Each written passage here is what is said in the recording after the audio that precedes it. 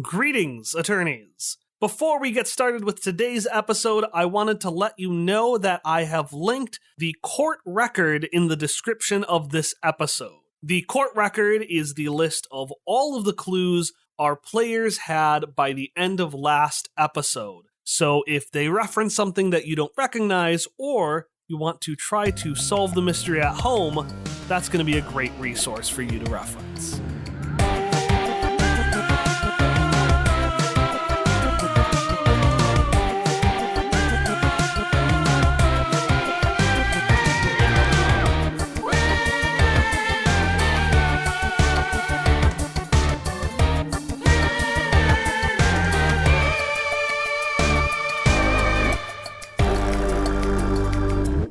Alright, so outside of the recording, we as a group decided that after you struck literally the first witness's testimony off the record, Elliot decided to call a recess. Normally in an Ace Attorney game, that gives you an opportunity to refresh, to talk with other characters, and sometimes characters will do stuff to prep for the next part of the trial. Considering that our pre-trial conversation before edits was an hour, we're not doing that because we actually have to have the trial. However, I'll give you the opportunity to, if there's anything that you would like to prepare, I'll let you do that. Up to like 3 small things, or you could do a small thing and then like a big thing. Would you let me slash Elliot's tires?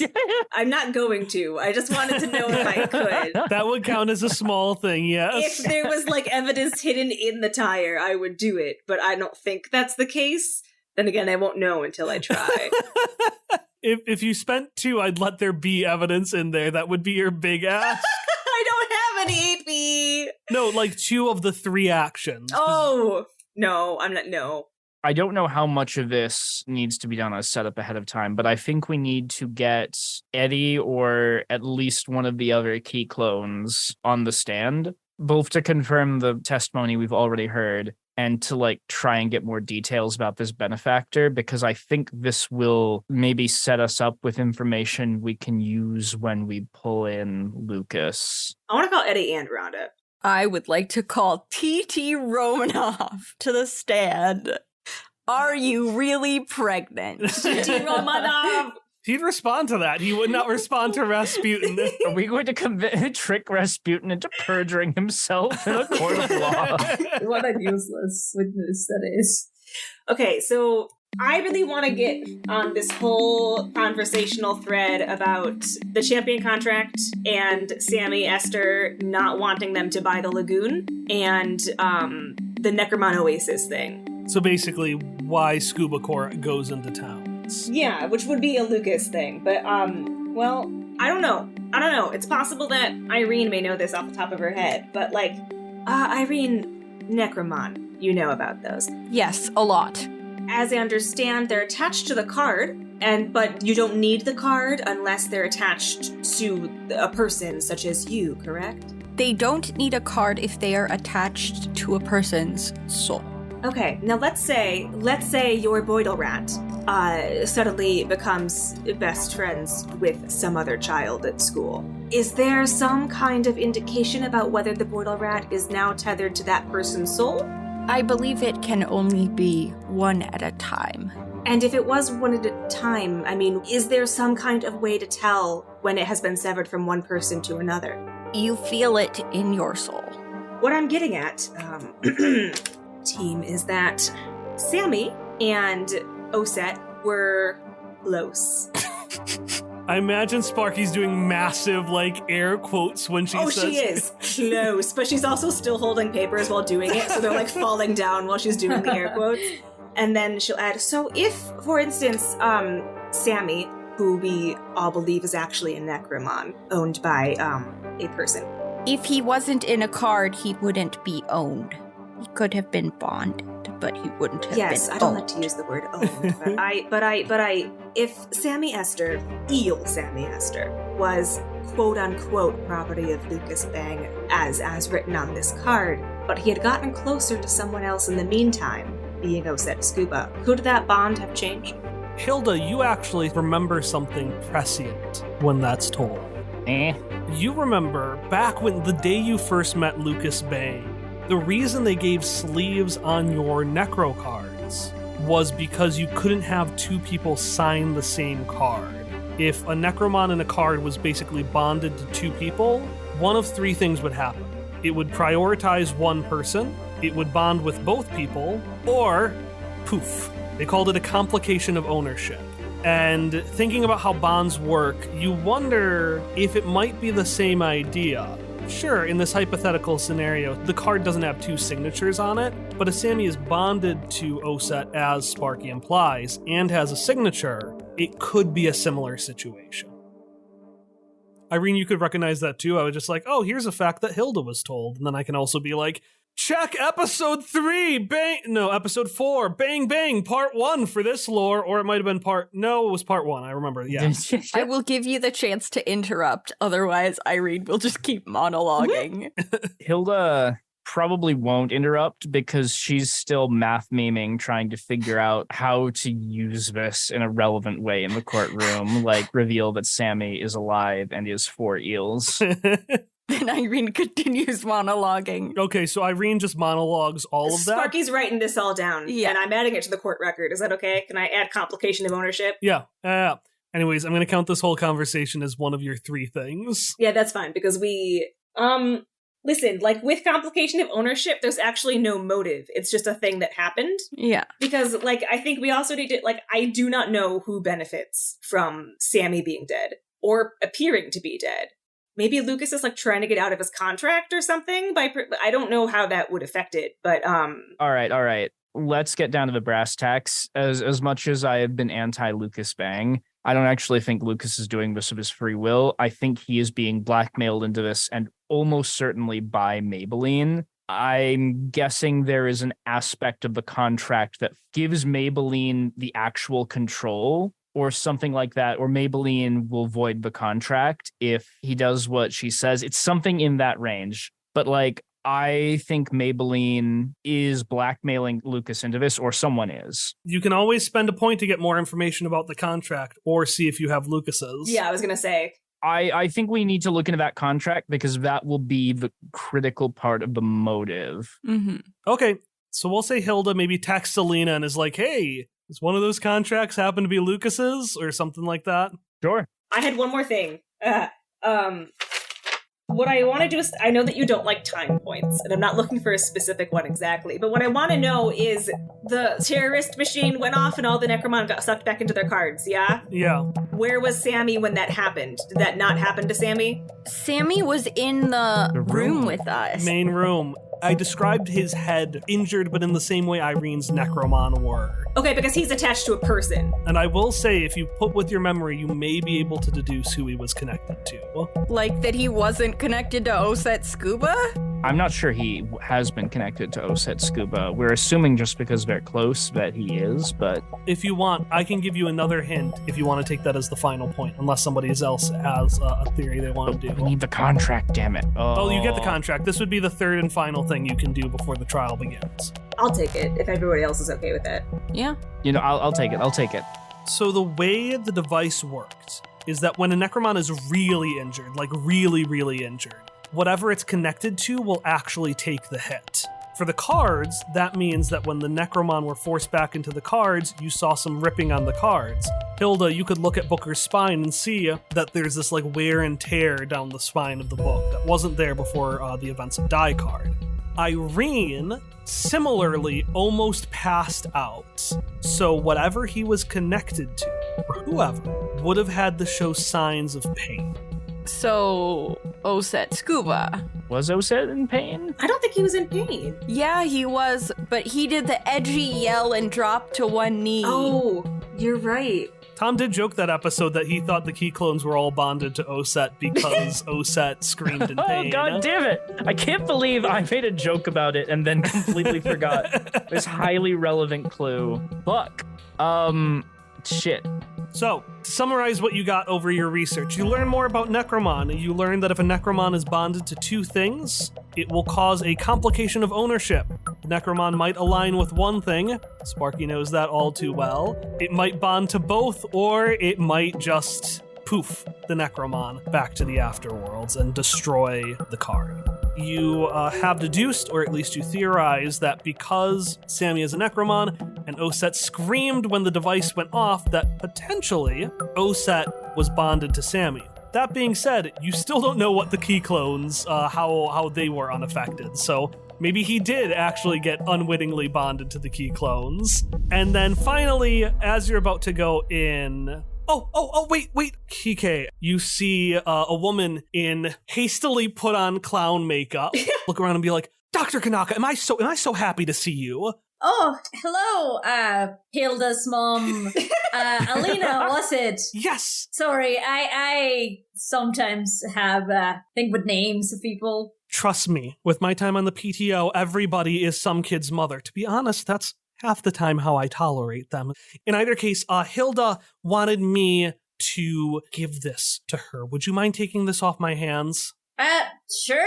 She is going to hand you a contract, which I had her hand it to you because I feel like Kike's the only person who could get through legalese. I was going to give... quick enough to understand it. I was going to give the contract flippy job to Kike.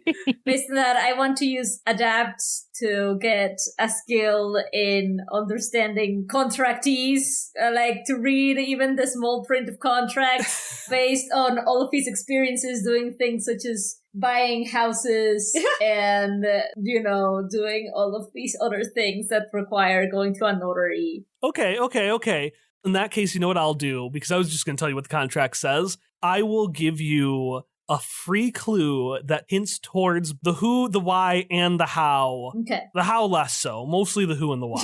So you look through this contract, putting it in layman's terms, because I do not speak legalese, and I'm not going to make Ari just start speaking legalese and be like, yes, the contract. No, I also do not speak legalese.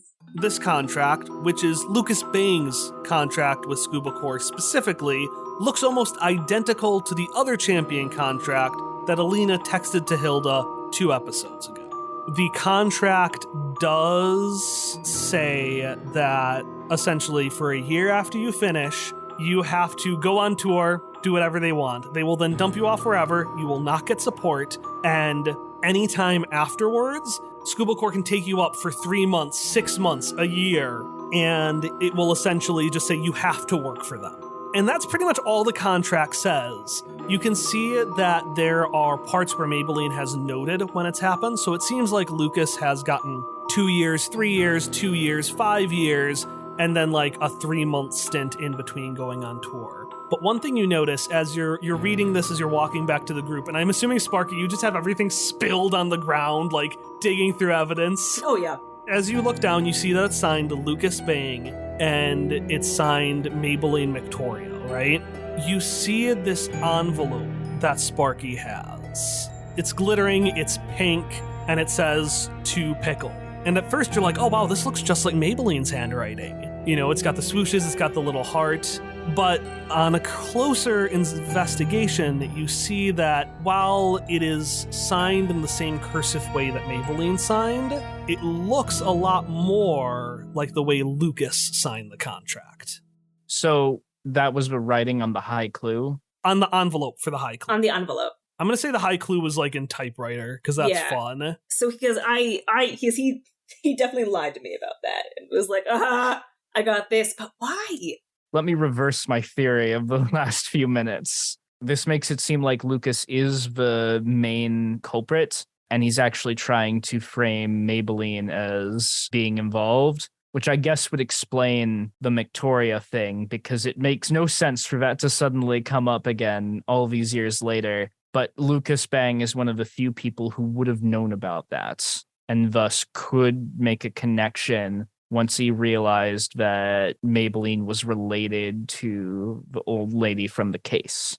It might be that if Maybelline takes the fall for this, or sufficient chaos is caused at Scuba Corp, then Lucas will finally be free of his contract. I wrote down, why is Lucas staging the development of an old pickle case like 30 minutes ago? Exquisite. I knew all along. I'm being that asshole. Okay. Bang, bang, bang. All right, after that infernal wait, we can re-begin Oset Scuba versus Irene Hawthorne. The state versus... And Oset just glares at Elliot, who just raises his hands. The prosecution is ready, Your Honor. And Oset turns to you. And the defense? Yep. All right. Well, without any further delay, he just kind of motions to say, get them up here. Get whoever is coming up here. Is it our turn to call a witness? Can we do that? You can, although Elliot will start being like, yes, so I would like to call to the stand. Lucas Bang! Hush, murmur. Lucas Bang, Sparky. You heard me. You're gonna flirt during the court case. You have been. Don't know what you're talking about. What? Flirting? This is a murder trial.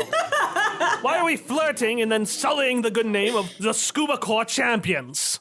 You better have evidence for this.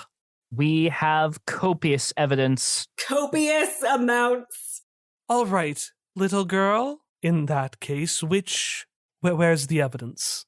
Between the four of you, you should have something. Oh, we have to present evidence before he comes up? Yeah. One of you needs to present a piece of evidence to justify why you are trying to call Lucas Bang. We present the body of the victim. Oset slams his gavel down like 50 times. And I'm going to say it's still like slowly banging as Lucas just sits there. There is a reason, Your Honor, for my curious choice of air quotes there. But the first piece of evidence here, behold the fingerprints on this piece of canvas here. Among them, you'll see Lucas Bang, which shouldn't make sense based upon our known timeline of events, because, second piece of evidence, the video recording. As you can see here, we have 3 sections of video in that office. We can see Lucas and Alina Mishkevich cleaning up Deadly Nightshade, and then Sammy Winch and Oset Sammy Oster arguing here. They both leave the room, and then, bam, crime scene. Now, we can go back and provide some further supplementary evidence for this if there are any questions about the timeline here, but... Just 1 second now. I apologize for cutting you off, young one, but brevity is important in this business. I suppose your rival, and he does the air quotes back but with one hand, failed to teach you that. You point out evidence of this video recording, this supposed video recording, and then fingerprints. But looking at the record here, and he just starts flipping through the notes, I see your mother's fingerprints on there as well. Objection! And by objection, I mean this is a perfectly reasonable decision because we can't just call both of them at the same time. Calling them both at the same time? Yes! Osetskua prides himself on speed and expediency. Oh, God, no! So in Alina Mishkevich and Lucas Bang. All right. Do you want to ask them their name and profession? Or should I take the lead? You do it. Sparky? Hmm? Which would you prefer? I'll do whatever you want. It's not going to matter in the end. Would you state your name and profession, please?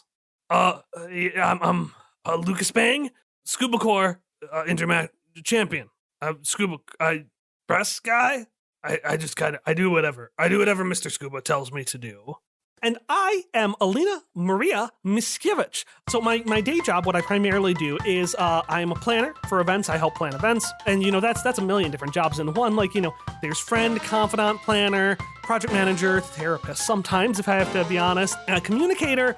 And then I have a couple of hobbies. I have a small Sketsy store that I do little like stitching and stuff like that. And then, of course, I am a mother to just the smartest, cutest, most impressive young lady in the world. She's right over there, everybody.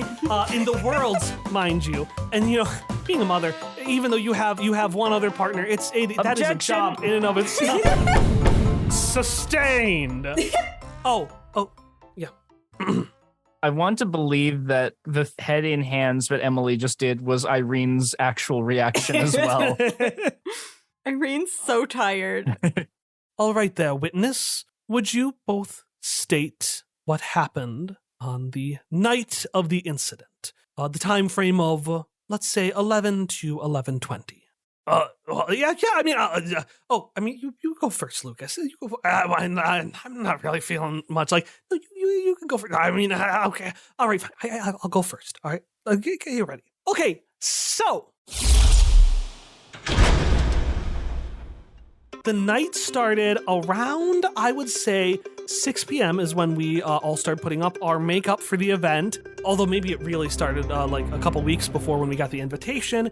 And then objection from the time of 11 to 11:20 p.m. Oh, right.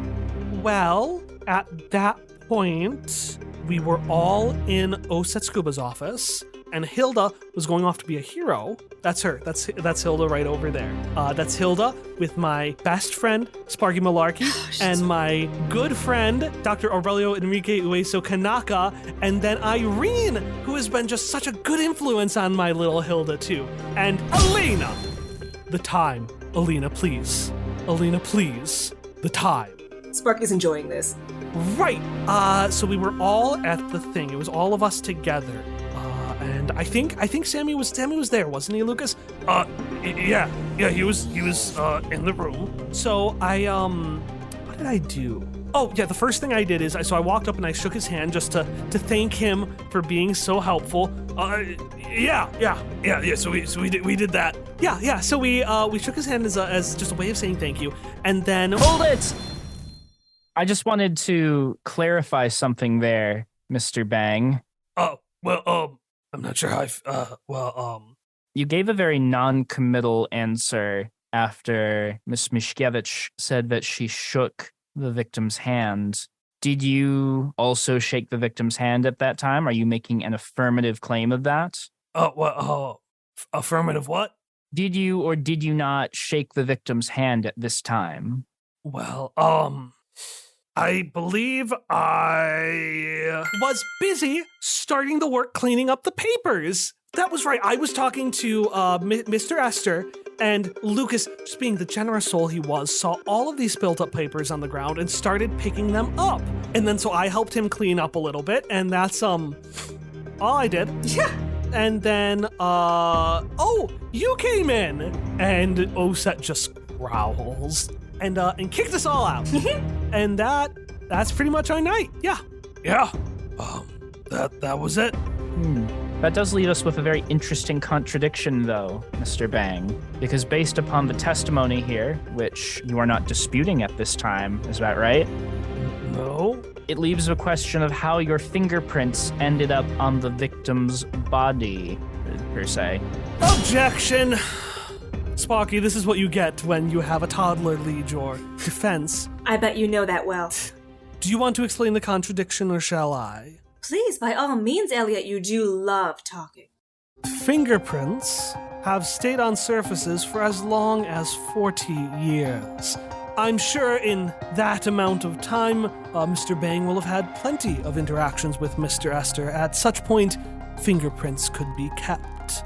Hold it just one moment there, Elliot. When I converse with people, I don't normally touch them all over, leaving my fingerprints on that person. Mr. Bang, was that normally your practice with Sammy? Oset is glaring. Yes. Did you touch him all over? Actually, he's gonna knock. Nonsense! No one would touch him all over. I object to that. Well, I should certainly hope not, Your Honor. Also, fingerprints aren't going to stay on if you wash yourself and go about normal wear and tear during the day. Exactly! Sammy had a very thorough hygiene routine. He kept himself in tip-top shape. I must have just brushed into him sometime during the chaos of the night, you know? Oh, you saw him again before the murder? If I remember correctly, I was with you, and I didn't see you touch him once. Well, you weren't with me the whole night. No, and that does leave some blank spots. I was other times, I think Maybelline got me for something, and, you know what, actually, I just remembered. Maybelline.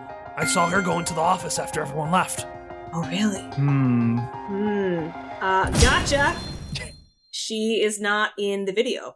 Well, there are gaps in the video, so we probably shouldn't. Could you please explain what video evidence you have? No. Ah, yes! The Zeppelin AI video. I understand what you're talking about. I've actually hooked it up to the system. Zeppelin, rise. Hello, Osset. Play the video. And the video will play. And I'm just doing this as a way of out of character being like, all right, now the video is just up on some monitors, so you can reference it at any time. So we can reference it. Grisly, for sure, but we're talking about a 20-minute time frame, and yet only 3 minutes of video are there. Yes, it's extremely suspicious. I would say that one would need access to the system there in Scuba Corp in order to delete that evidence, which is most likely what happened. Curiously enough, that leads me to another question, Mr. Bang. Do you have an access card for Scuba Corps headquarters? Yeah. Oh, yeah, access card. Yeah, all of us get that. I think I got ultra status, basic status, Lucas. Do not speak above your station. Yeah. But it would have been very easy to upgrade it to legendary status. Isn't that right? I don't think so. Yes, the only way to upgrade something to legendary status is through my own room, and only I know the way into that. But all of us were in that room with you on the night in question, Your Honor. Myself, Sparky Malarkey, Mr. Bang, and you. We were in that room, and unfortunately, your security is not as good as you think it is because we were able to just upgrade a random card to legendary ourselves. We still have it right here. We can probably enter it as evidence if we need to. Elliot raises his eyebrow and says, "Intriguing. Maybe I should have given the toddler the lawyer badge instead of you, Sparky." I thought much the same thing about you.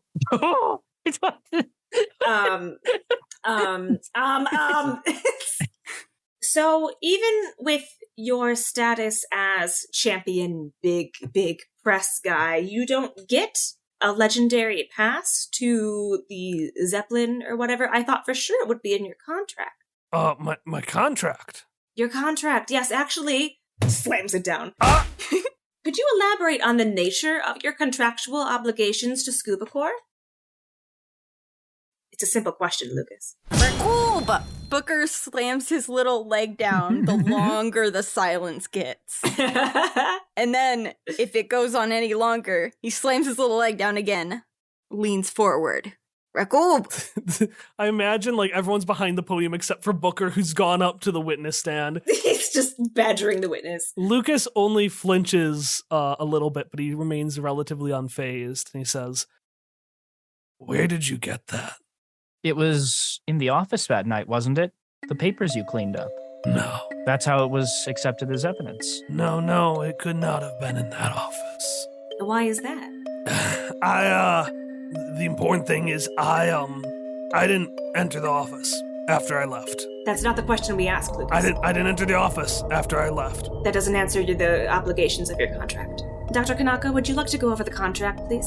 I repeat whatever Kyle told me about the contract. It would be really funny if you were like, so, and then Sparky just took it and was like, so the contract details that you can be called up by Scuba Corps at any time. Was this press junket one of those times where you were called up by Scuba Corps?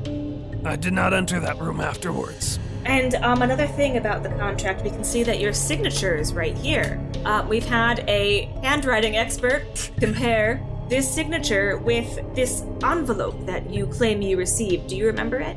Sparky, I told you, Maybelline was the only person who entered that room. She is... Why did you pretend that Maybelline wrote this envelope? This is your handwriting. It's your handwriting, but made to look like Maybelline. So why are you trying to frame Maybelline for this? There was glitter on the crime scene as well, but I don't see why. Unless, of course, it was to frame Maybelline. Objection! Lucas, Sparky, you can see, has gone from indignation to rage to...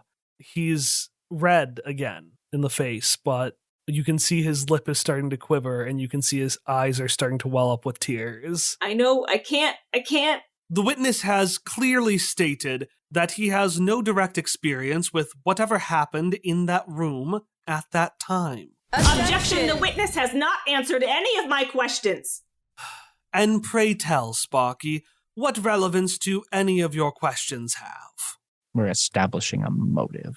Which is, really high level, considering they didn't seem to find it important to Ace Attorney rules. establish a motive The burden for of me. proof falls on the Defense at all times, in all ways. Every single time. Elliot doesn't have to prove shit. He has to just prove that you suck. Well, my school book reports say otherwise, Elliot. Miss Anderson was always such a hack. She even gave Lucas an A. Oh, fuck you, Elliot. God. Look what they've done to my boy. Stop, he's already dead. I would like to present Maybelline's testimony about the nature of the contract. Maybe we can just ask Oset Scuba directly for some clarification on that. Oh my god, we probably could. Do we need to put him on the stand? Mr. Scuba? Judge Scuba? Your Honor. If you would kindly take the stand, I'd like to ask you questions about this contract because the witness will not answer me. So now you wish to put Scuba Corps on trial? Is that your next gambit? Defense? Yes. Well, yes and no in this case, Your Honor. We're mostly just trying to establish some very specific information here that will clarify what happened. And we need an expert to do so. Oset raises his gavel hand, and he's going to go to slam it down, but he pauses for a second. And you guarantee this will bring the killer to justice. I flash him a thumbs up. Then Oset Scuba shall take the stand, and with a swish, his coat billows out, and we can just see the other two witnesses aren't there anymore. It's just him in the stand, just fucking warped there. My name is Oset Scuba. I am the 19-year-old trillionaire CEO of Scuba Corps Unlimited, the greatest organization in the here and the hereafter. Objection. Irene doesn't say that. Just putting her hands over Irene. She just whispers it to Kike. Yeah. Hilda has just a face of like cold, dead look of I am so done with this shit. Mr. CEO Scuba. Yes. As part of your illustrious company, I assure that the contracts are regulated with the utmost care and detail. Absolutely. And so, the contracts regarding the tournaments and where they are hosted. If you could confirm the testimony of a high-level office person who works for you. When you stage a tournament in a local town, you also take the opportunity to canvass nearby oases. He was going back and forth, but because you phrased it in a way that doesn't make Scuba Corps look bad, he will allow it, and he will say, Yes! Yes, absolutely. Necromon is our entire field. We do research all about it. Part of academic research to canvass, as you said, Necromon. Get an idea of what is where. Of course, and in an effort to undertake this research, you usually find a local person to help you, is that correct? Why, yes, of course. Scuba Corps Unlimited. And you can see for the first time he kind of forces a little smile as he gets in the marketing pose, and he starts actually motioning to the cameras. He says, Scuba Corps Unlimited cares deeply about the populations that so graciously host the tournament. And yes, we use a local expert is what we call it. And how did you meet the local expert for this year? And he pauses for a second. Around. Did you meet Mr. Sammy Esther before or after you contacted Lucas Bang to be the champion press man for this tournament? Oset Scuba does not directly manage such things. I believe a disgruntled ex-employee handled the contract. But can you confirm that this contract states that Scuba Corps can call a former champion such as Lucas Bang to work for them at any time? Objection! The honor is no legal expert. You can't expect him to speak to the means of a contract that he directly had no hand in. I can if it's his company. Are you implying that Oset Scuba doesn't know something? Oh, yeah. How dare you? I might have you know that I am, as of today, a legally appointed master of the law. He is a judge, Elliot. You should perhaps watch your words next time. Watch your words indeed. Yes, I can confirm that contract is in fact the thing you said. Mm-hmm. And if someone were to want to get out of that contract, how would they go about doing that? Does someone want out of their contract with Scuba Corps? Purely hypothetical. Because I, Oset Scuba, shall personally find them and make them realize what a mistake they have made. So we know what happens now if someone tries to leave the contract. Oh, you cannot imagine what would happen. Because, and he looks back at the camera, because, it's such a good deal, you know? A hard bargain. And he, the words eke out, it's painful for him to say hard bargain. Someone definitely taught him to say this. Hold it! Sparky Malarkey, are you genuinely insinuating that Lucas Bang murdered Sammy Esther to get out of his contract? Hang on, let me reread a thing. Want me to try responding? Yeah, you can jump in. Okay. Well, that's a method we're trying to find solid evidence for, but there are a number of factors that don't seem to add up unless perhaps the fact that Miss Maybelline Victoria and her signature on Lucas's contract is significant to its binding nature.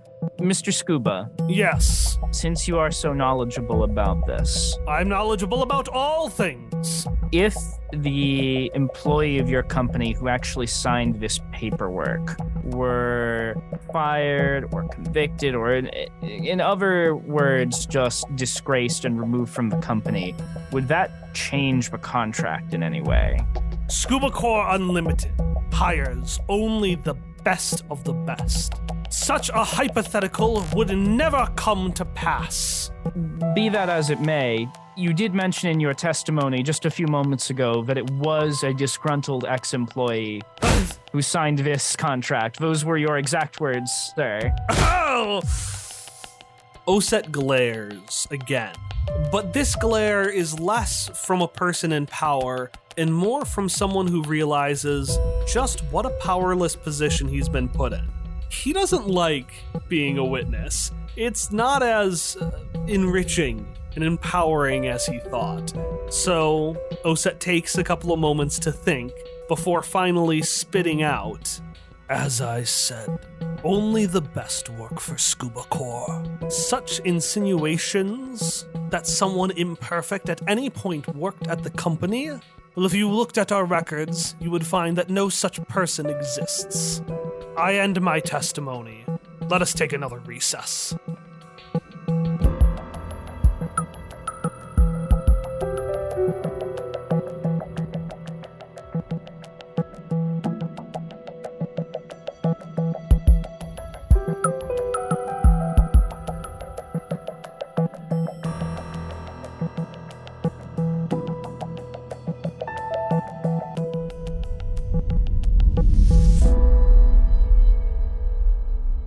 While everyone leaves the courtroom for their second recess, let's do a quick announcement break.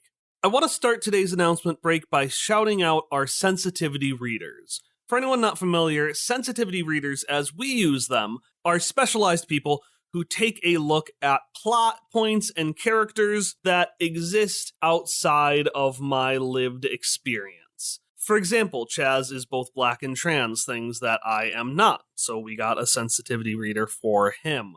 Or we got a couple of sensitivity readers for Irene's disability, because while that is Emily's lived experience, we still wanted to get the perspective from somebody else. Sensitivity readers are an invaluable tool, and while some of the ones we worked with chose to stay anonymous, I wanted to give a quick shout out to Ace, Chris Cooper, RPG Plant, and Winnie, among many others, for providing valuable sensitivity reading work for this first arc. If you're interested in them or their services, you can check the description below, but I do want to remind anyone that if there's anything that you feel like we maybe didn't handle well this arc, that is entirely on us as a show. Sensitivity readers are an extremely valuable resource and they help point us the right direction, but ultimately, the choices we make fall on our shoulders. Some other fun stuff I wanted to quickly mention. March is coming up tomorrow, which means in the spirit of March Madness and bracket fun,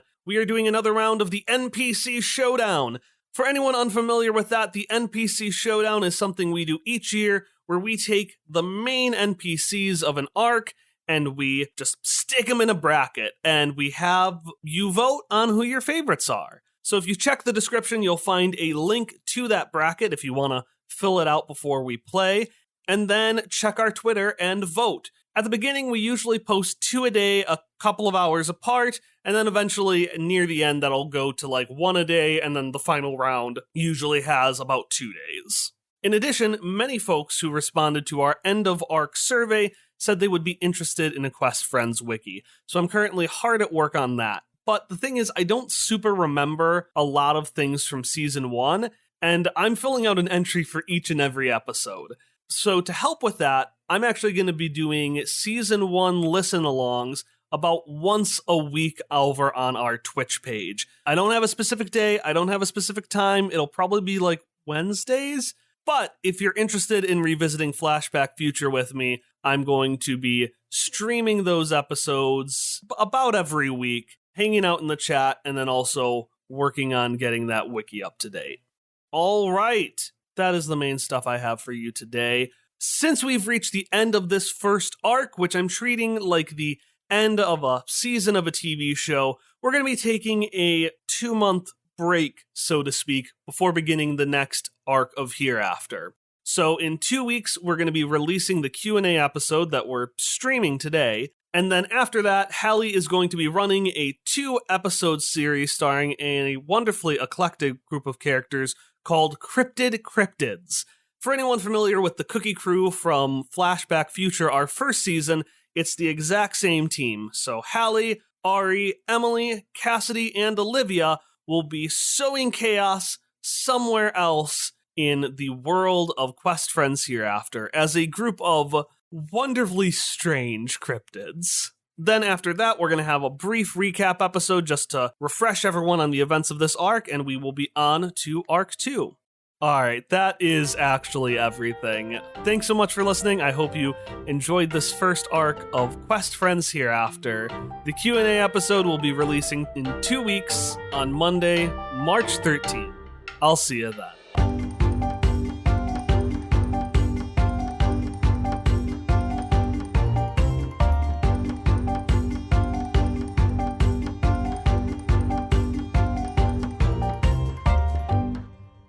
So team, squad, I want to present like Sammy was a Necromon and also he's not dead. Here's his card. Mm-hmm. Does anybody have a cooler way of doing that though? Because I really would like to summon him to the stand by tricking somebody. We really do need to summon him to the stand somehow, but I'm not sure if we need to use Osset or Lucas in order to do it.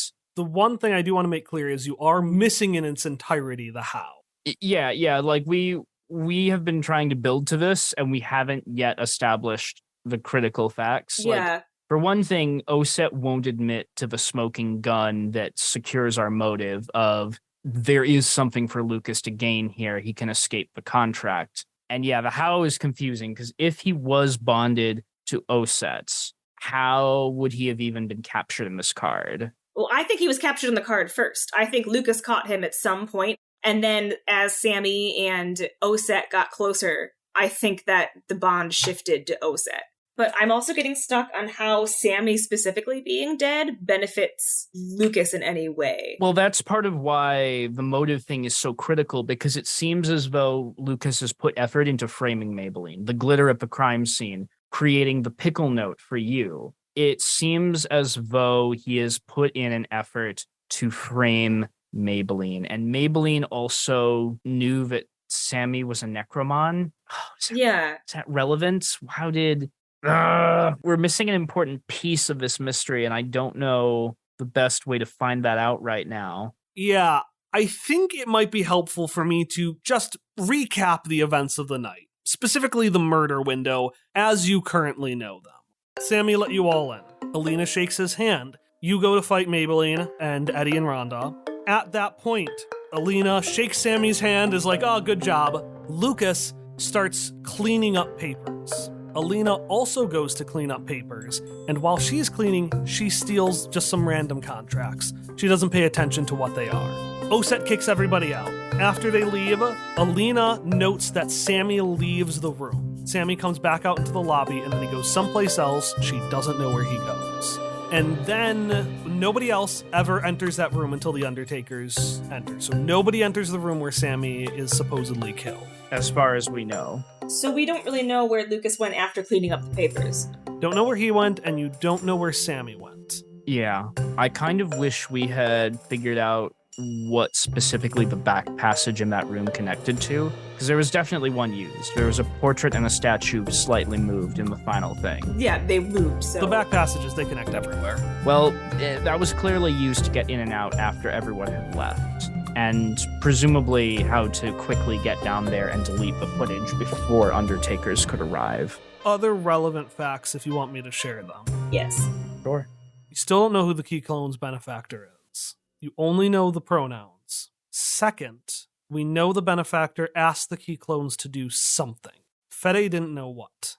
I swear to fucking God, if the big reveal is that Alina was behind all of this all along, I will come to your home in Arizona and destroy you. Remind me what the pronouns were? She. She, her is how they referred to the benefactor. Benefactor is a woman, which was part of why I had been convinced before that Maybelline was the puppet master, but she was somehow the benefactor, but I guess that makes less sense given that they ended up fighting in the room. I'm almost tempted to just, like, start being like, Lucas, what did you tell the Key Clones to do? Just to see if he breaks. Just start throwing things at the wall, like the Grey style.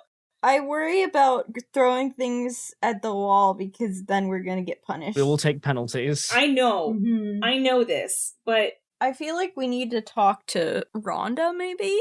Maybe Rhonda and Eddie, but I'm worried that, like, I feel like Rhonda is easier to get to do stuff. But they wouldn't tell us who their benefactor was. I think that'd be a hard sell. Yeah. I don't suppose we can offer Rhonda and Eddie a plea deal. We are lawyers. We can do that. Okay, so... The Key Clones did something very relevant to this, and it's almost certainly connected to the how, because that remains our one big mystery. Was it the Kikes who did the machine that made them all go in their cards and then hurt the person? That was Eddie and Rhonda, yes. That was Eddie and Rhonda? You don't know how they got over it. You don't know why they weren't affected. So presumably, that means that the Key Clones were connected to something or someone that had a means of hiding their injury. Yeah. Either not getting injured or being able to brush off the injury as being due to something else. So who had an injury that night? Like, Sammy had a headache, but, like, can Necromon be tethered to other Necromon? What I will say is that the only medical thing I can think of is that someone was pregnant. No. Oh my God.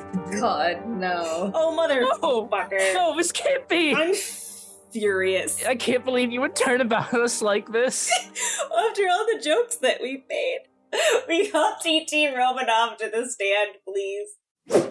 Could you please provide your name and profession? I am TT Romanov. I am a Necromon champion. To be.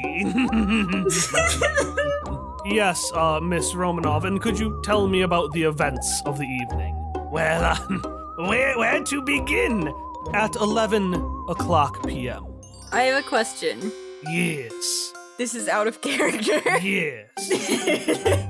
Has TT had her baby, or is she still pregnant?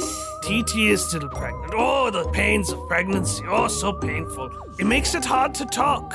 It doesn't make it hard to sing, though. Oh, Christ. Oh, no. Oh, God. Objection, I will. Objection! No, you will speak it. You will not sing it. And TT Romanov looks over to you and is like, eh? I really want to piss off Elliot is the thing. So, there's no law that says singing testimony is illegal. That is spirit! Boidle Rat! And you can see a Boidle Rat has been hooking up the device. Begins the song!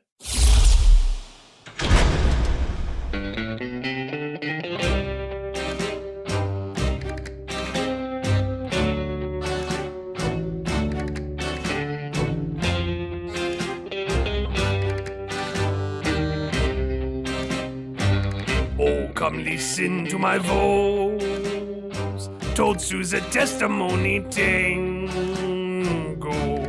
I'll tell all these things you need to know. I started the night pregnant, and I continued to be pregnant. Then men crashed the party and trapped all Necromon into cards. It was just like Die Hard. Even though I had the pregnancy pain, I knew I had to be brave and knock those bad men away. So I did. And then we entered Oset's office, and though we were cautious, he came and kicked us all out. Now I know this is Viam Apollinaires Tango, but it works so well, and of the 7 of us, I am not the most musically inclined. You'll get it later. But then TT saw something that was oh so perplexing. Sammy went into back room. Where could he have gone from there? It's mystery. All I know is that TT continues to be pregnant. When you say continued to be pregnant, do you mean that you had pains at about the same time that the Necromon all suddenly disappeared? Yes, it was so painful. So painful. Okay. Uh-huh. Yeah. Right. TT is better now, though. You're better now. Yeah. So those pregnancy pains, they only happened during that moment. Yes. Irene will turn over to Kike and whisper, "Can skeletons be pregnant?" No. I'm letting you decide this, Ari.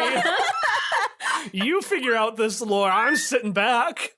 That just sounds too cursed for me, so I think Kike is going to say no. We only can have indigestion, and sometimes it has been confused for pregnancy, but no. And she, puts her hand out in front of her and does, the rounded, indicating a stomach. It's fake, correct? Yeah, you kind of you kind of need to have skin for that. Tarladoib, you hear some muffled, movement and Tarladoibs from underneath where the Boidle bump rats. is. It looks like he has just Boidle Rat under there. I'm gonna point to Kike. This man is a doctor and he says you're not pregnant. I mean, I am not that kind of doctor, Sparky, but also I happen to be a skeleton, and we both know, Mr. that we do not get pregnant. You need organs for that. Show us your organs! Hold it! That is belligerent! Very nearly excardable. I know not what you speak of. Mr. Grigori Rasputin. Yes. So you agree your name is Mr. Grigori Rasputin. During the Ace Attorney, breakdown at the stand. Breakdown is just his head falls and bounces a few steps. Yeah, his head falls, goes back up. The Boidle Rats climb out of the pregnancy bump. They Fly up. freedom. They have little bibs and pacifiers. They just look like babies. Oh, gee. All right, yes. I want fan art of this, please. Let me ask again then. What is your name and job? I am, Rasputin. I am Rasputin. And your job? Yes, I am Rasputin. Elliot throws his hands up, just starts chugging more water. Mr. Rasputin, Yes. why did you enter the Scuba Core tournament? Take a GM intrusion. No! Actually, no, I'm going to wait for the GM intrusion. No! He's going to do a smile. Well, is it not obvious? I wanted to be here. In court. Yes. You wanted to be here in court, so you entered the Scuba War tournament, and then... I'm just guessing here. Hired Team Clone? Is that their name? Do you have any connection to Team Clone? Rhonda and Eddie are their names. What is your interest? He is connected to Team Clone. Why not ask him? And he points to Kike. Because he's not connected to his clones anymore. Never was, really. I mean connected in the sense that anything happening to harm them as Necromon may harm you as well, such as something that you could pass off as pregnancy pains. Oh, so that is what you are asking. That is what I'm asking, yes. Objection! Sparky, what does this poor attempt for a terrorist attack have to do with anything? Well, isn't it convenient that that terrorist attack happened at the exact same time as this murder? It sounds awfully inconvenient to me, Sparky. Yes. Inconvenient, you're sure? Convenient, yes. Yes. How is it convenient for you, Mr. Rasputin? Where did you find the body? Well, funny you ask. The body remnants were in... No. The real body. Where did we find the card? Found it near the front door, I think. It was in the front hall. the front entrance. So there was body. So there... Come again? What is it you want to know? Did you hire Team Clone? One would not call the dark magic's employment. Did you dark magic Team Clone? He leans into the mic, and the smile goes wider. Yes. Why? We weren't the ones who killed him, you know. I believe that. Good. However, I do believe that you know who did. Perhaps. Is that person in this room? And what will defense do if I say yes? Well, as long as it's not Irene Hawthorne, I'd say the defense would say case closed. Rasputin raises, he does like a peace sign. 2 questions. I will give you the answer to 2 questions, no more. Team huddle. Team huddle. Elliot's just like, objection! You can't do a huddle in the middle of a trial. Just because you don't have any friends, Elliot, doesn't mean other people can't do a huddle. Yes, but we should at least call a delay for this. No more delays! No, you can huddle with your cooler prosecution. And Elliot just turns his head and does that. What a mook. I think one of our questions has to be very specific, flat out. What did you ask the key clones to do during the time frame between 11 o'clock and 11:20? Mm-hmm. They did something in that time. It's probably why their knot prints are all over the body as well. And that will probably be critical to our understanding of how. It might be the last piece we need to really understand the mystery. Yeah. But the second question I'm not sure of, and maybe we need to hear the answer to that first one before we decide. Are we allowed to ask one first, then just and then Rehuddle. yeah, let's do that. So, say again exactly what you're gonna ask. What did you ask the key clones to do between 11 o'clock and 11:20? Good first question. Answer is, as with many mysteries, quite simple. I ask key clones to move body. Or, not the body. Oset Gavel, stop saying body. The costume was in... Costume? What costume, please? I am speaking. Thank you. The costume.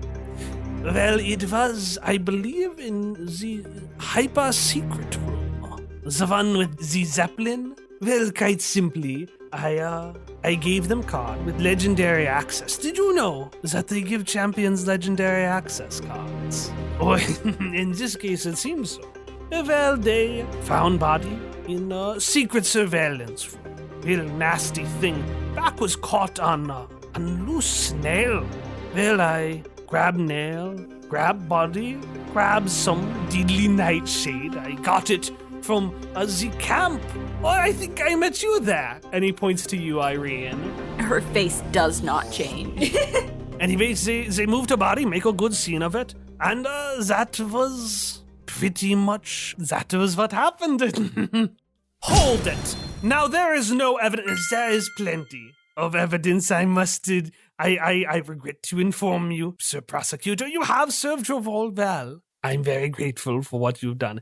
Believe you can find marks on the body, and oh yes, deadly nightshade. Only works at night. Leaves awful rash. If you are Team Clone, you check them. A couple of them should have still awful rashes. I want to let Rasputin continue solving the case for us. Being like, Elliot, you did a good job, but actually, here's all the evidence from the court record that I also have access to. That's all I'm giving you. I think that was the most convoluted part, was the body was moved from one place to the other. So to clarify, the body was in the secret Zeppelin room. Yeah, not the card, but the body it seemed to be ripped open and was in the room, had the glitter on it, and they simply moved it to the new room and put the deadly nightshade on it. So when Lucas didn't answer my question about the legendary access card, he definitely had one. So he could have been in that room killing Sammy. Mm-hmm. But why did Rasputin move the body? I don't know if I want that to be my second question, but my thought was just why. Honestly, I kind of lean that way too. Yeah. Mm-hmm. Why Rasputin would do this is probably significant. Wonderful question. Wonderful avatars, all of you. I am so glad they chose you. It was quite simple. I already said my reason. I wanted us to be here. All of us. And he points around to the room. Every single one. But why? That was why. All of us here in the courtroom today. I think we need to end his testimony right now. I'm gonna look at Lucas. How's Lucas looking? Lucas is pale. You would believe Lucas is a phantom. Awesome. He is so pale. He is so sweaty. He's just, you can hear the wood is just creaking under his giant muscly hands. Okay. Kyle, I'm not smart enough to figure this out, but I do have an understand roll, and I have a really good fierce today. It's, in fact, the only stat that is positive, and it's at a +3. What do you want to roll to understand? What question do you have? I don't understand what he's insinuating, what Rasputin is insinuating, and I also want to understand Lucas's reaction, maybe. From a mechanical standpoint, I know Lucas better, so I could apply it to Lucas. I'm trying to catch his eye, really, to be like, what the fuck is going on? You have to tell me. Okay. So you want to roll to understand that? I want to roll to understand. I also kind of want to just be like, hey, Rasputin, do you like rutabagas? You want to ask him? Yeah, why not? No more questions at this time. You have all you need. Do you like rutabagas? I see it. No more questions. That was the deal, correct? And he looks over at Irene. You did say you would do favor. And the rest of you can notice as this, dark shadow starts to appear around Irene. And Irene, you notice you're having a little bit of difficulty breathing. Oh no! Booker, it's time for a page turner twister. Just gonna attack this man in court? No, I'm trying to swoosh away the shadow. That was the deal. Okay, but good. You may step down from the stand. He looks at you, Sparky. Agreed? My character can survive X amount of minutes longer. I know, okay? No further questions. Agreed. The shadow instantly goes away. Thank you. Well, I must be off. I thank you for your efforts today. Very grateful. And Rasputin, well, who cares what Rasputin thinks? I thought you wanted to be here so bad. And he walks out the door. I thought you wanted to be here so bad! He's not going to answer, but I'm yelling that. And the door shuts. I'm going to whip around to Lucas at this point. What did you do? Lucas is gone. You are fucking kidding me! Because I asked the question instead of understand? I'm going after him. Fuck this. I'm so furious. I'm out. Peacing out. After Rasputin, after Lucas, I'm out. Where'd he go? Where the fuck did he go? I will roll whatever you want me to roll. I am furious. Where the fuck is he? Sparky. Yes. As the game master. No. What do you intend to do when you find Lucas? Oh man, I don't know. I'm just gonna yell at him. He's such, like, he's a big, strong man, but he's such a weakling. Like, I'm so mad at him. It hurts me to yell at him because he'll do that quivering lip thing, but like. Do you think Lucas did it? He was involved. That's the thing. Like, even if I don't think he did it, I know he's involved and he knows more than what he's saying, and he needs to say it now. We've been completely blindsided by Rasputin. Completely. Fuck you. Well, I don't think Rasputin did it. Mm-hmm. And in either case, he's gone. I guess all we can do is pin this on Lucas. You do understand, Sparky, what will happen to Lucas. Like what was happening with Irene? Like, he made a deal with Rasputin, and now he's gonna... No, what will happen to him if you call him back, if you successfully pin the murder on him? Oh. You let him go, this shitty kid suffers, but Lucas will be fine. Yeah. Yeah, he would be. You'd be fine, right? What's Elliot doing? Elliot is sighing. He's staring at his notes. He's been completely bamboozled by all of your weird directions, so he's had no idea what to do. What's Alita doing? Alina looks confused, but she's actually running up to make sure that Hilda and Irene are okay. She's worried about the kids. Okay. And Chaz, who had been narrating it in the arena, has been silent for a couple of minutes now, which is very uncharacteristic. When Chaz is not doing well, he speaks more, and when he's really not doing well, he doesn't speak at all. What is everyone else doing, by the way? I feel like at this point, Irene's like trying not to throw up. Oh no. She's had some weird dark magic going on. She's maybe about to go to prison. She doesn't feel well. Hilda is walking up to Oset Scuba with Sammy's necro card. I guess he just followed Sparky to give her moral support, regardless of whatever she ends up doing. So that is what everyone is doing, Sparky. What are you doing? Sparky, for a second she was frozen, because when she saw Lucas was gone, her first instinct was pure rage. But then she looked around at all her old pickle pals, even Elliot. And man, it's just like, there's nothing more end of an era than one of your friends being accused and guilty of murder. You know, like, this really sucks. If she didn't know everything was over before, it's over now. And God, she was so hoping, even after her talk with Kike, that, like, it wouldn't be Lucas and something would come up. But it is. And it's not the Lucas Bang she remembers or wants to remember. And maybe she's not who she remembers either, and who she wants to remember, but she knows who she wants to be. So she hesitates for a brief second, then she grabs her bag with her SmackBook Pro, and she lights it up out of there. And if Kike isn't already following, she'll be like, Kanaka, you're good at tracking, right? Yeah, you could say that. I assume that Sparky's car is there. I mean, I don't even know if I need to get in the car to drive after Lucas. I don't have an AP to spend on designated driver. But you don't need one. What? When a character in Under the Neighborhood makes a substantial change, they either overcome a flaw or they fall deeper into it. They get something called an arc move. Sparky, you spent this entire show so far just focused on what your perceived needs were, and this focus on the past, and this idea that, well, you know what's best for all of Pickle and everyone else, right? I do. Well, yeah, I know. No, that's the point. People with that mentality say, I know best a lot. You get a move called You Know Best, which is for PCs who put the needs of others before their own. There's a whole lot of details to this, but the core of it is, once per adventure, instead of spending 1 AP to add something useful or a known NPC to a scene that wouldn't necessarily be there otherwise, you can spend 0 AP to make it appear, assuming it directly benefits somebody else more than it benefits you.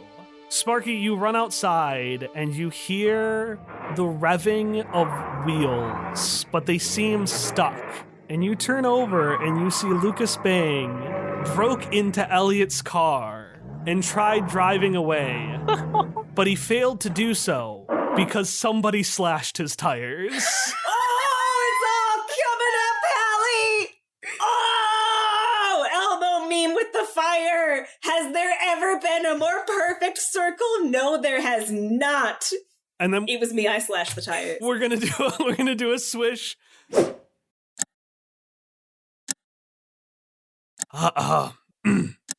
Lucas Bang is sweating. He's pale and he's red, and he doesn't quite know what to do. He has been muscled back into the courtroom and is sitting at the witness stand, and everybody is silent. The defense is silent. The prosecution is silent. Lucas Bang is silent. And Oset, his silence speaks so much. His nostrils are flared. His brow is furrowed. And this man who normally yells just quietly says, confess. What? Confess. Or if you would like to, do this the long way. And he flips over a card of a bunch of eels signed Lucas Bang. Explain this. And he looks at you, Sparky, kind of like trying to muster some support. Sparky is looking down, and at some point, all the cards that she still had signed by Lucas Bang had fallen out of her Smack Book Pro case. She's like gathering them all up and doing that paper bump thing, you know? And then, is there a trash can nearby? Yeah. I'm gonna throw them away. I don't look at him. Excuse me? Explain yourself. No, you explain yourself! Lucas Bang's voice booms throughout the place. His face grows fully red, and the bench around him just shatters. That's his Ace Attorney animation. Hell yeah. He yells, and the bench around him shatters. Hell yeah. I'm upset, but hell yeah. No, you explain how you take anybody, any of these poor kids, including myself, who gets in, and sign them into an unfair contract. You explain how I tried so many times. A teacher here, a veterinarian there. I tried to settle down every place, and every time Scuba Corps comes back for more and more and more. No, I wanted out. He looks at you, Sparky. I had reasons to get out. So I looked for a contract. Perfect opportunity. Pick him up from the pile. Not a single goddamn one was there. But now, no evidence that Lucas Bang has been tampering. And Scuba Corps, who knows what they'll do next, because they can do virtually anything. So I go down. I remember the code. 3000. Get in. Make my card legendary. Go delete that data. And then I hear this voice, this whispering, like from my shadow myself, telling me behind me, you have to. And he looks at you, Sparky. You have to believe me when I say I didn't mean to do it. Sparky is still looking down, even when he said there were reasons that I wanted to leave. There's like a single tear coming down this cheek. But her face is anime hidden by her hair, which is usually poofed back, but this time it's like Miyazaki deflated. I didn't know who was coming, but I knew someone was. So I lunged, attacked just to take them out. But he ripped on something, and suddenly there was just a necromon, just lying there. I did the only thing I could. I took my card and I hit it. And then, this is all Maybelline's fault. You understand that? And he looks at you, Sparky. You know this is all Maybelline's fault. She hadn't signed the contract, so she hadn't been so manipulative. And Sparky, his face grows red. The red grew every time he mentioned Maybelline. And you realize now that he never liked Maybelline. He has fucking hated her for the past 23 years. And I, saw an opportunity. All I needed was 3 lines of poetry and some glitter. And I could finally get her out of the picture. Not for me, for the kids. For once taking action for the kids. I swear I didn't move the body. I swear I didn't do silence! I have heard enough. You believe me though, right? And he looks at you, Sparky. You believe I was trying to do the right thing? Sparky has not looked up. She's still looking down. There are probably a few more tears coming down. She still does not respond. Hey, Lucas Bang. He doesn't turn away from Sparky. She doesn't want to talk to you. No one wants to talk to you anymore. I believe the wardens at Tartarus would disagree. I find... Hilda will interrupt and shout, "Mercy!" Mercy, what for? Because you're on TV. Everyone can see this because you set it up in the arena. It would be bad for Scuba Corp's image to punish someone who was trapped in a situation they didn't want to be in. Roll me convince somebody with heart with disadvantage. Fuck. If it only wasn't me, if anyone else was making the roll, I could take one for the team and make it succeed. Oh, but I can't. I just gotta believe in the heart of the cards. Now that I'm thinking about it, I didn't roll my loaded dice, so I could see what I get.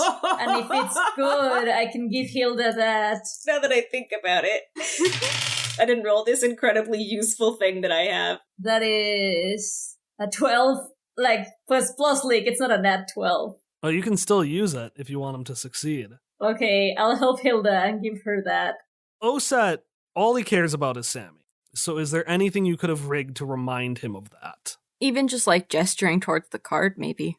He'll gesture towards the card. Oset goes, and his hand raises up a little bit to slam down, and he looks at the card at Sammy, and he just grumbles to Lucas Bang. Your contract is severed. Get out of my sight. And he slams down the gavel harm. As soon as the gavel is smashed, Sparky just leaves. Hair down. Oh no. She didn't talk because she could not have.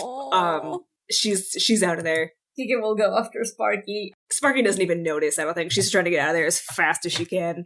And that's when the confetti goes off. Yay! Clapping! Happy music! Yay!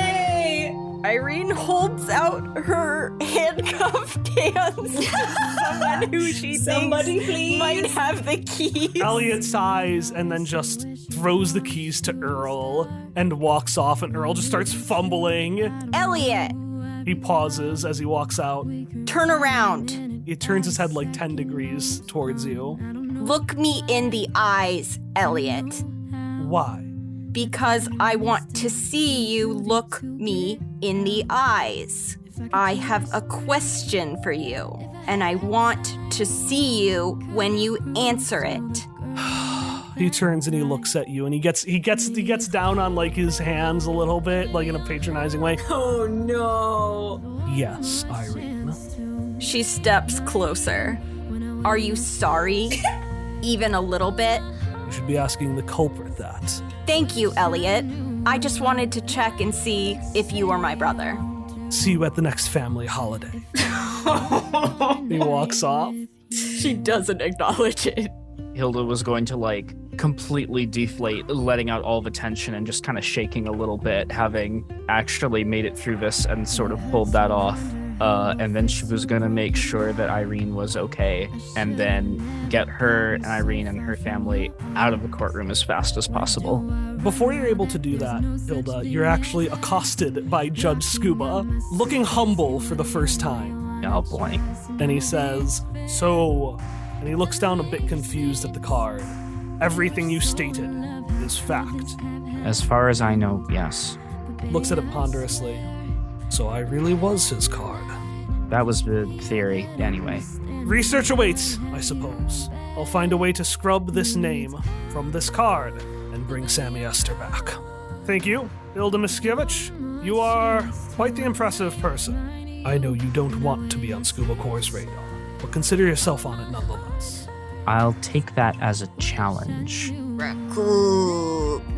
And he starts walking away and he says, oh, and before I forget, I was given these, and he hands you a handful of tickets. He says, apparently these are coupons for the World's Fair, which is coming up in a few months. Worlds, mind you, with an apostrophe after the S, because it takes place in the hereafter. It's across the world. It's the World's Fair.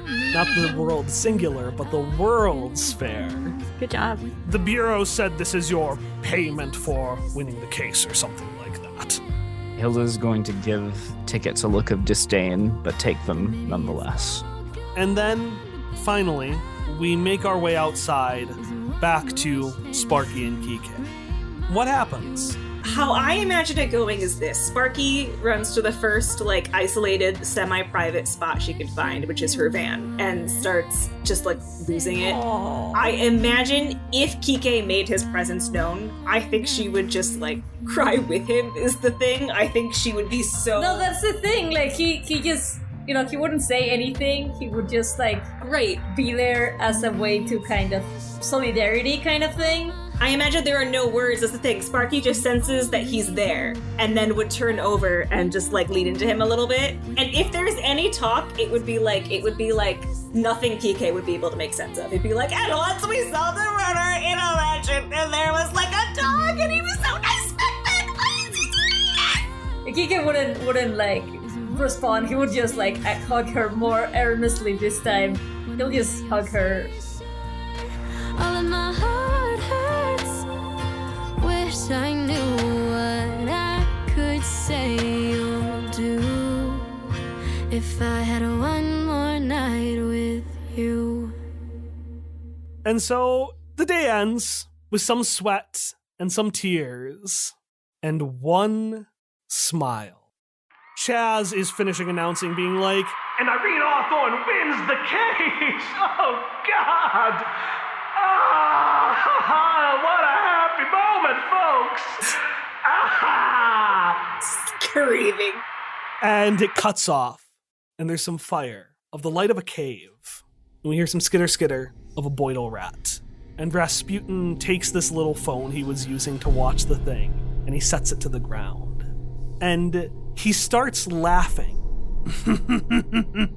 And as he laughs, we don't see him, but we see his shadow. And he reaches towards his face. And as he does, we just see, as he pulls off of his face, a wooden mask, one that looks identical to his head, which falls to the ground. And after he does this, his voice changes as his shadow grows and takes a completely unknown form. This is very, very interesting.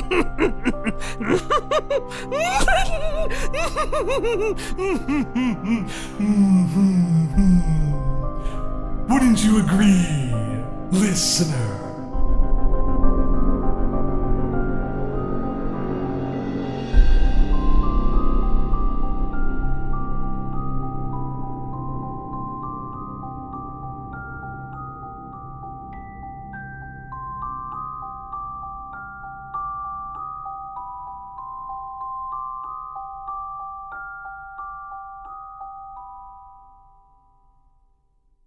And that's the end of the session. Fuck you, doing a Radigan voice to me at 11 p.m. Wait, is Rasputin? Rasputin's been gone since episode 1, guys. You put him in jail. Oh my god, was this that person all along? That was a Radigan voice. What can I say, everyone? Mateo told you. She's here. And don't tell Hilda how sloppy this was. She needs a good example of how to present yourself properly, and, I thought she meant our defense. And I was like, Christ, Alina, fuck you. Don't tell Alina how badly I've been disappointed as a mother. Only getting the prosecution on hearsay, really? Polish middle names.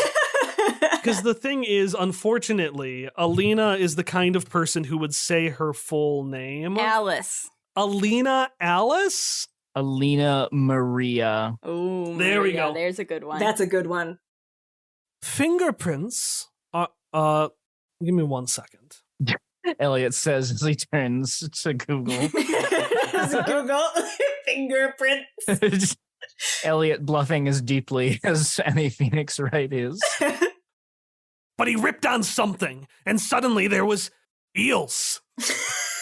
I can't take that seriously, but that is what happened. They're eels. Just